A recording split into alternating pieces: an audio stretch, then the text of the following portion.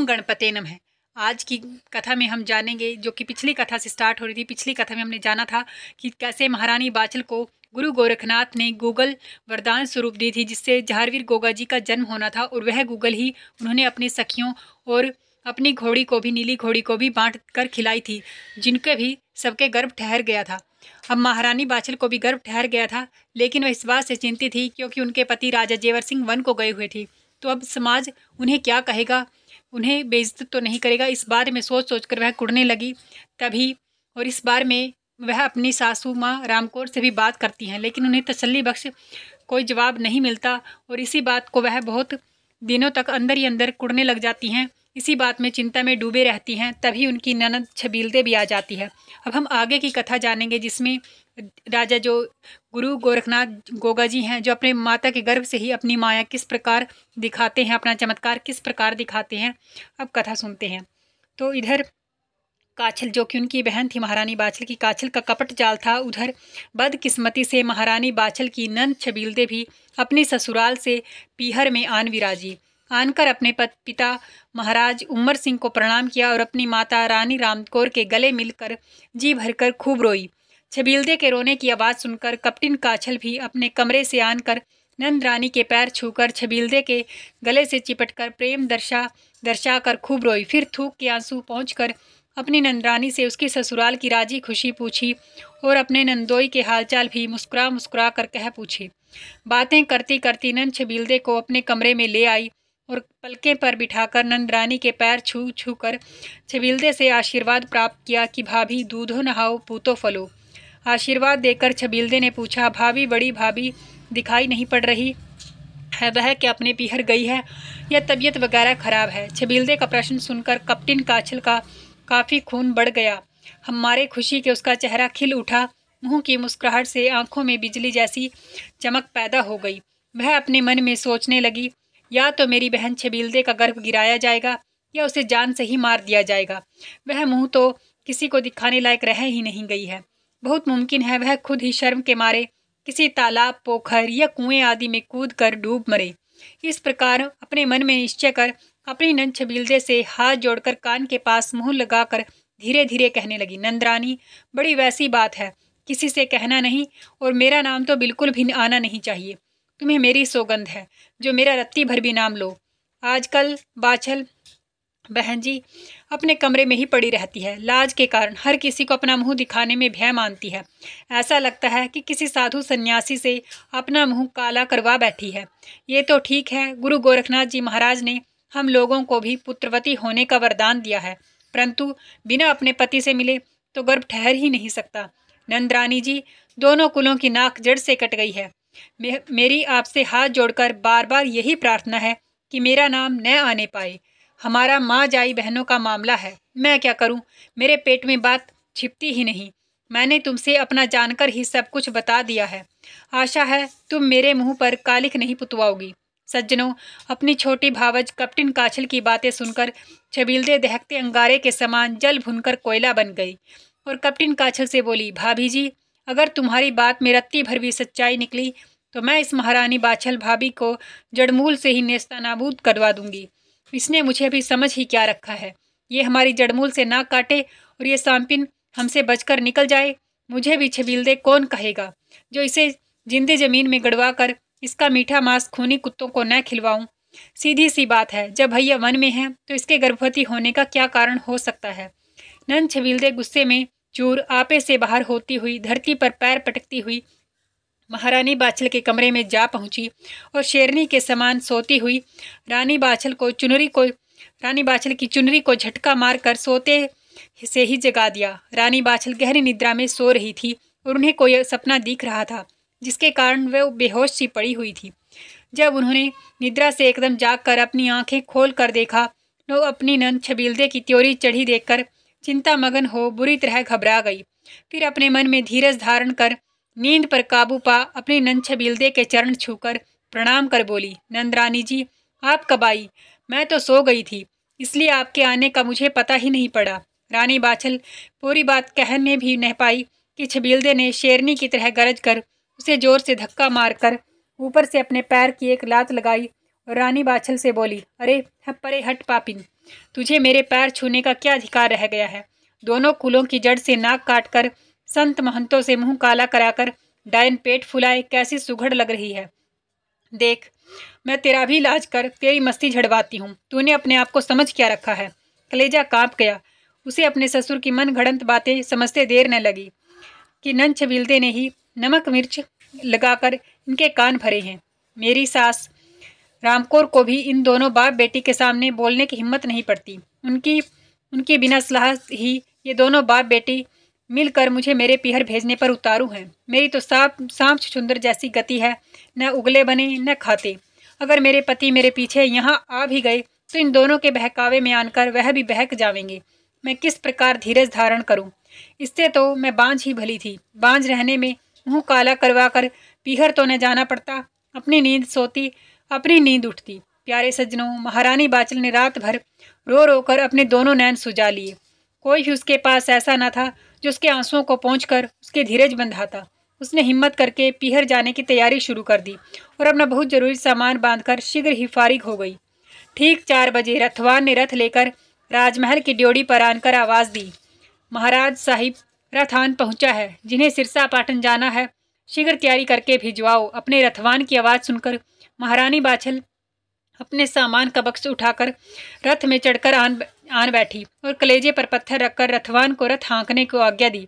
प्यारे भाइयों, अकेली रानी बाछल को रथ में सवार देख और रथ हाँकने की आज्ञा सुन रथवान को बड़ा ताज्जुब हुआ। वह मन ही मन कहने लगा, हे प्रभु, अकेली रानी राजा जेवर सिंह की बहू इस प्रकार पीहर क्यों भेजी जा रही है।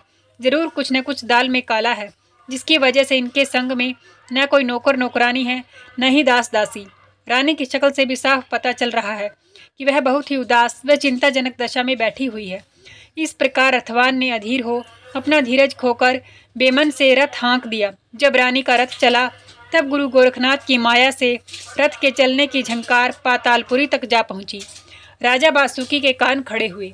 वह अपने मन में विचारने लगे कि ऐसी झंकार तो राजा जन्मेजय के रथ की हुआ करती थी, जिसने यज्ञ करके हम नागों को कुली हवन कुंड द्वारा भस्म करवा दिए थी। अब ये कौन दुश्मन जन्मेजय के समान पैदा हो गया है। क्या ये फिर नागवंश का दमन करेगा। इस प्रकार सोच समझकर राजा बासुकी ने तुरंत ही नागों की सभा बुलाई। तब राजा बासुकी ने भरी सभा में सब नागों को अपनी तरफ मुखातिब करके अपनी सब व्यथा समझाई और कहा कि मुझे पता पड़ता है जो नारी रणभेरी माता वाले वन में इस समय ठहरी हुई है, उसी के गर्भ में जो बालक है वह खास राजा जन्मेजय की तरह ही है। दुश्मन की ताकत का अंदाजा लगाना बड़ा मुश्किल काम है, इसलिए मौके से नहीं चूकना चाहिए। इस समय वह दुखी रानी अपने पीहर जा रही है और रथ वट वृक्ष के नीचे खड़ा है और वह रथवान भी गहरी नींद में सो रहा है। नीचे रथवान सो रहा है और पास में ही बैल बंधे हैं। मेरी दिव्य दृष्टि इतना ही काम कर सकती है। अब तुम में से कोई भी विषधर वहां पहुंचकर उन बैलों और रथवान को डस कर मार डालो और वह स्त्री और उसका गर्भ बिना दाना पानी के उस वन में खुद ही बिना मौत मरकर अकाल मृत्यु को प्राप्त हो जाएंगे। राजा बासुकी से राजा जन्मेजय का नाम सुनकर सभी नागों की हवा सरक गई। उनकी बोलती बंद हो गई। शरीर से पसीना टपकने लगा। मुंह से बोल तक निकलना बंद हो गया। जब राजा बासुकी ने सभी नागों की बुरी दशा देखी तब ताखी नाग की तरफ इशारा करके बोले, ताखी राजा जन्मेजय से तूने ही बाजी जीती थी। मुझे सिर्फ तेरा ही एक भरोसा है। मैंने स्वर्गलोक के राजा इंद्र से सहायता दिलवाकर उस महायज्ञ में तेरी रक्षा की थी। मुझे तुझसे चतुर और बलवान नाग जाति में कोई भी नजर नहीं आता है। अब तुम्हें बीड़ा खाकर दुश्मन का गर्भ नष्ट करो। सब नाग जाति की रक्षा का भार तुम्हारे ही कंधों पर है। राजा बासुकी की बात सुनकर ताखी नाग भी भयभीत हो गया। उसके होश गुम हो गए, परंतु उसने और किसी भी नाग को अपने समान बलवान नहीं समझा जो सभा के बीच बीड़ा खाकर राजा बासुकी की आज्ञा का पालन कर सके। उसके सामने अपनी इज्जत और नागवंश की भलाई का सवाल था। उसने हिम्मत करके पान का बीड़ा भरी सभा के सामने उठाकर अपने मुख में चबा लिया और हाथ जोड़कर बोला, राजा जी, आपके आशीर्वाद से दुश्मन को नष्ट करके ही वापस लौटूंगा। इस प्रकार कहकर और अपनी नागिनी को संग लेकर ऊंची उड़ान के संग उसी वन में पहुंचे जहां रानी बाछल वटवृक्ष के नीचे अपनी रथ में सो रही थी। ताखी नाग ने रानी बाछल को स्त्री समझकर काटना उचित न समझकर रथ के बैलों पर ही दृष्टिपात किया और अपना फन घुमाकर दोनों को डस लिया और पास ही एक बम्बी में छिपकर बैठ गया। जब रामू रथवान की आंखें खुली तब वह उठकर बैलों के पास पहुंचा, इस इरादे से कि अब बैलों को रथ में जोड़कर सफर करना चाहिए। परंतु बैल तो ताखी नाक के काटते ही मुंह से झाग डालने लगे थे। जब रथवान ने बैलों की दशा देखी, जिनके अघाड़ी शेरों झाग जमा थे, और बैलों को बेहोशी की दशा में पाया, उसने भली प्रकार समझ लिया इन्हें किसी सांप ने काट खाया है और ये दोनों ही तड़प तड़प कर मर गए हैं। सज्जनों, रथवान बेचारे ने अपने बैलों की हालत न देखी गई और वह हिड़की भर भर कर रोने लगा। ताखी नाग ने जब रथवान को गमगीन दशा में देखा तो वह गुस्से में भरकर बामी से निकला और पेट के बल तेजी से चलकर रथवान को भी फुंकार मारकर जा डसा। जब उसने सांप को अपने को डसता देखा तो भयभीत होकर चारों खाने चित्त जा गिरा। उसके धड़ाम से गिरने तथा रोने की आवाज़ सुनकर रानी बाछल के गर्भ से ही गोगावीर ने गुरु गोरखनाथ की दया से सब घटना जान ली। तब ताखी नाग ने पाप पुण्य का ख्याल छोड़ स्त्री जाति के सताने की दया को भूल महारानी को डसने रथ की तरफ लपका। हमारे नायक गोगा जी भी माता के गर्भ में ही ताक झांक लगाए विराजमान थे। चटपट बाहर निकलकर अपनी माया फैला दी, जिसने अपने फौलादी पंजों से ताखी नाग की गर्दन धर दबाई और कहने लगे, नीच पापी अधर्मी, या तो इन तीनों को जिंदा कर, वरना तुझे जान से मारकर अभी जमीदोज कर दूंगा। तू किसका भुलाया फिरा है? मेरा नाम पद्मनाग है।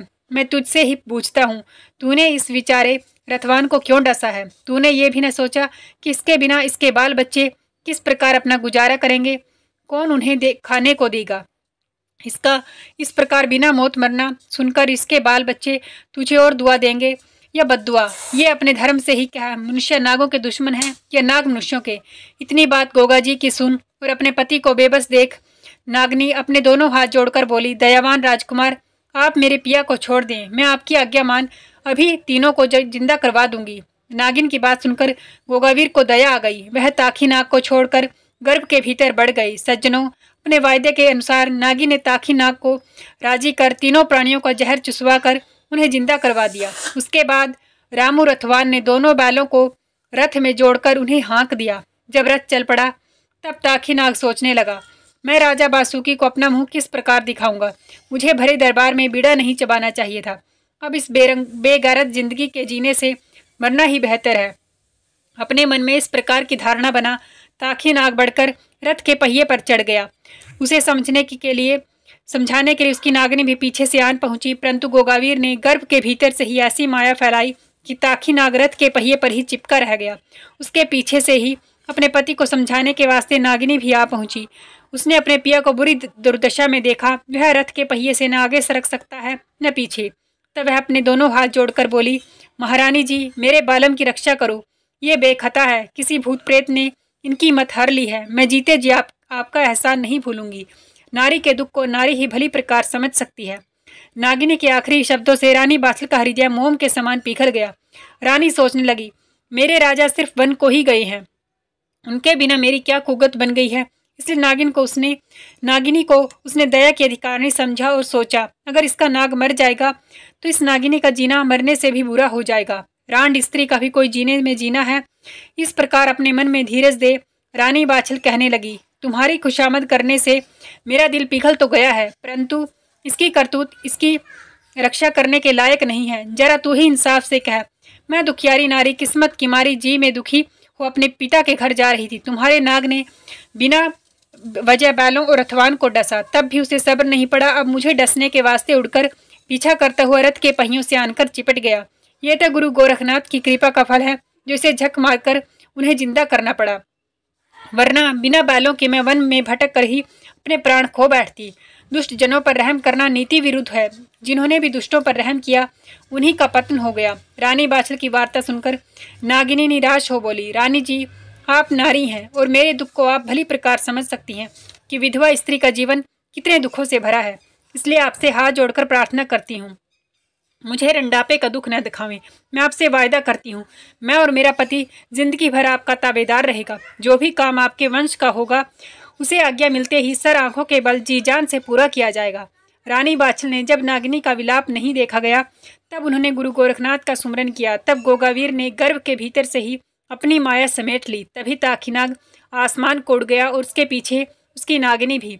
उसी समय रथवान ने भी रानी बाछल को की आज्ञा से रथ हाँक दिया और रात दिन मंजिल करके सिरसापाट नगर में जा पहुंचे। रानी बाछल रथ में से उतरकर अपनी माता के पास महल में जा पहुंची।